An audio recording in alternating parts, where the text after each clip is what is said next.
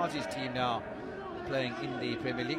Kazi's side, by the way, the only First Division side to have ever won the Nedbank Cup, as a shot cannons off the back of the wall from Zimbabwe. From the 35-year-old who's based at Chakuma Jamazviandila, who called Maruma Galant these days. Mbodi. The left-hand side has been very vibrant with Papama, putting Mbodi through for it, and look at him, he cuts inside, and Arud, with his experience, he knew that he can't commit it because he's not sure whether he's going to go for a cross or a shot. Time it is a cross in the area, and it's taking another ricochet, and back-to-back corners then for the Namibian Brave Warriors. The 32-year-old who played at Baroka and then moved to Cape Umoya, but he might find himself back in Polokwane, because apparently Cape Umoya has been bought by a team called VFA. I'll try and get some more information on that, but apparently Cape Umoya are no more. We also hear that Roger de Sá is now the coach of Cape Town All-Stars. Little tap down to the...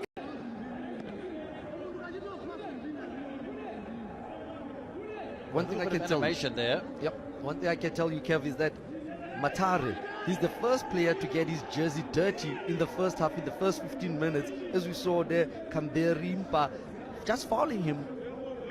I love Matare because he's not stationary. You'll find him on the left-hand side, on the right-hand side, trying to just turn the defense and get a shot on goal.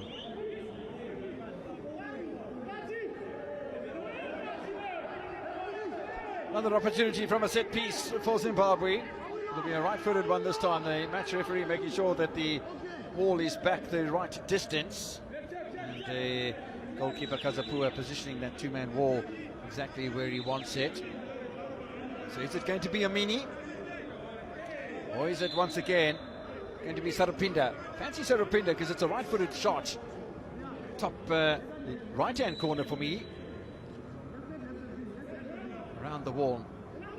So the referee making 100% sure that everything's in order. Mr. Audric Nkole from Zambia, who's been in the game for an awfully long time, was refereeing when I was there in 2014 during the Football League.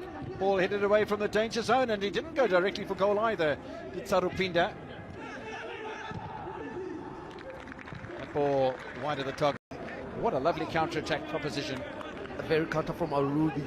Perfect ball. Matare touching it wide, going through the two defenders, but they did very well just to close his angle. And the referee is 100% right. He was pulling on the shots of Hambira. It's a foul, but the way the distribution came from Arudi, that's how you can counter-attack. Off the right-hand side of the boot, it wasn't Karuru, in fact. Once Macheto comes in, those 1-2 played, and you find Musaka just leaving the central midfield to join up front and try and unlock the defense of Namibia with that shot. Patrick Musaka, left and right, and probably down the middle as well, Zimbabwe. Who's going to take it? It's Sarupinda. Crossbar. Keeper beaten. Crossbar saves the day for Namibia. And that's a very lucky let-off for the Brave Warriors. Fought again by Amini. We have seen brilliant free kicks taken in this year's tournament. We remember the first game, but that one was one to put in the box. Just unfortunately that he bent it a lot. Well, they're bursting through again, and I must say it does look as if Otledi Karuru is going to be playing a much more central role as a striker, and you're seeing much more of Lennox Mocheto pushing up on the... I'm surprised that Gururab got in trouble for that.